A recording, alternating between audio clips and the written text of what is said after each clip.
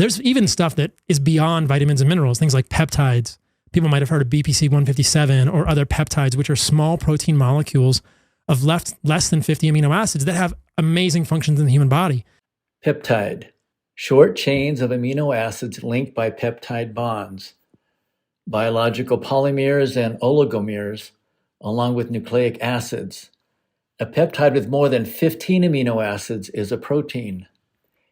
BPC 157 is an example, a body protective compound released by the body from stomach acids to help the body deal with physical stress, injury, and damage.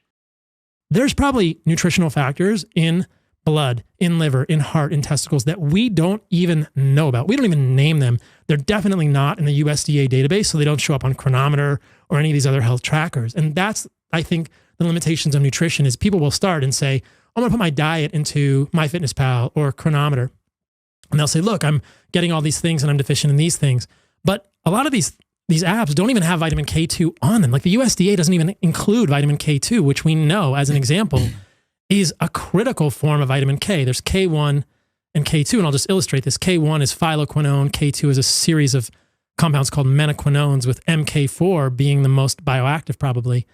Observational study called the Rotterdam study, and they looked at intakes of vitamin K2 and vitamin K1 in the population. And they divided the population up into 3 groups depending on how much vitamin K2 they got. We call this tertiles. So the lowest group, the middle group, and the top group. And I think the top group was around 35 micrograms of vitamin K2 a day. And this is observational, so we can't draw causative inference. But it was so clear that the group that had the most vitamin K2 had the lowest rates of heart disease and the lowest rates of aortic calcific aortic sclerosis, so calcification of the aortic valve. And vitamin K2 is really only found in animal foods. So what they're saying with this observational study, or the hypothesis that you can draw from that, is, wait a minute, everybody or that consume mainstream media believe that animal foods are bad for us. But here's a nutrient that's essentially only found in animal foods. That is associated, again, it's not causative, but it's a real strong association for which the most compelling hypothesis by far is that this vitamin is essential for the movement of calcium in the human body. And if you don't have enough vitamin K2 from animal foods, you're going to develop more heart disease and more calcification of the aortic valve. Those things fly in the face of our modern sort of paradigm of human nutrition and what's good and what's bad. And so that's just the beginning of the iceberg. But the K2 is not even in the USDA database. And the end of that story is that vitamin K1 from plants, there's no association, meaning that no matter how much vitamin K1 people were getting, there was no decrease in cardiovascular disease and no decrease in calcific aortic sclerosis, suggesting that our body's not that good at converting K1 to K2. Well, that sounds like a really important nutrient to have in the USDA database, but people won't even know about that nutrient if they're just using Chronometer. So when I went to medical school, like 90% of my professors were obese, sickly, pale, not healthy, not friendly all the time. Physicians I worked with, right, on rotations, residents, I worked with very few individuals who were healthy. In medical school, so I went to the University of Arizona for my MD, and then I went to the University of Washington for residency. Great institutions, never was nutritional biochemistry talked about with regard to any disease. It's disease management with pharmaceuticals. That's what we do, which is, there's a place for that, but it's completely different than what I got interested in. The history of this is fascinating. There was no such thing as a seed oil before 1870. And then it was first used as a machine lubricant. So they would grind up seeds and use the oil as a machine lubricant.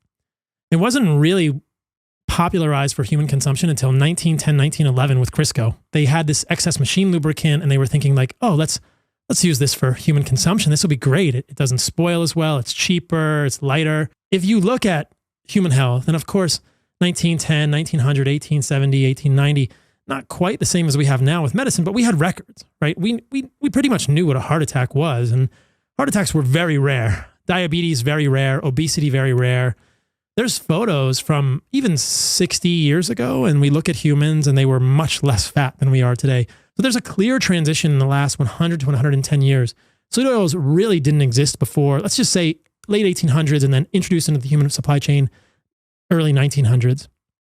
Now, along with that, again, this is all correlation, so we have to be careful. We can only draw a hypothesis from this, which we must test, and we can go into all of the lines of evidence that make me very concerned about seed oils. With the introduction of seed oils from 1910, we see a steady rise in chronic illness. All of it tracks together. gradually increasing rates of obesity, gradually increasing rates of cancer, gradually increasing rates of heart disease, gradually increasing rates of diabetes. And the most significant data we have is probably in the last 50 years, and the trend has continued. But that trend goes all the way back to the early 1900s. Again, that was the beginning of the medical system and the American Heart Association and the American Medical Association beginning to vilify cholesterol, and then in connection with that, animal fats. Back up again for a moment, and we look at the health of the population early 1900s, pretty darn good. I mean, I don't think everybody had amazing diets, but for the most part, there wasn't any seed oil in 1900 in the American diet. People were eating exclusively tallow, which is rendered beef fat or lard. And the majority of pigs in 1900 were probably fed way better diets than they're fed today. The majority of pigs today get corn and soy. So we had animal fats, which were much probably better for humans. And they were essentially 100% of the human diet of fats was animal fat, maybe a little bit of olive oil, but not even a whole lot in 1900. And so you're looking at butter, tallow, and lard as the main fats in the human diet. And the rates of chronic illness were very low. Diabetes, very low. Heart attacks, very low. Cancer, much lower. So you're thinking, wait, how come nobody talks about that, right? Like, so again, it's a correlation. We see the introduction of seed oils in the last 100 years, especially in the last 50 years, we know things have gone down the toilet. So it's a very interesting history, and it's been marketed to us as originally a cheaper, better alternative. It doesn't spoil. It looks clean. It's white. Crisco's, is pure white. Margarine is pure white. They have to put pills in it to make it look the same color as butter, which has flavonoids in it from the grass that the cows are eating. And the darker the butter is, the more grass the cow's eating. So it began with that.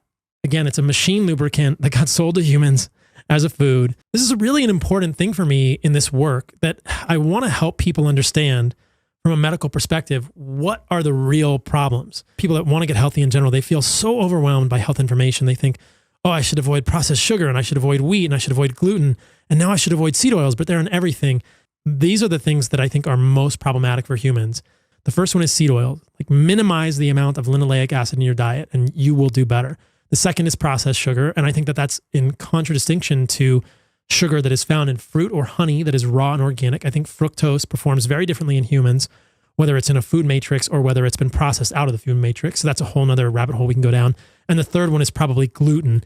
So if people eliminate those three things, I think their health will massively improve. But that is a big ask for people, because it means if you're going to cook potatoes, you got to use tallow. If you're going to cook vegetables, use tallow, use butter. But I think most people can do that with a little bit of choice.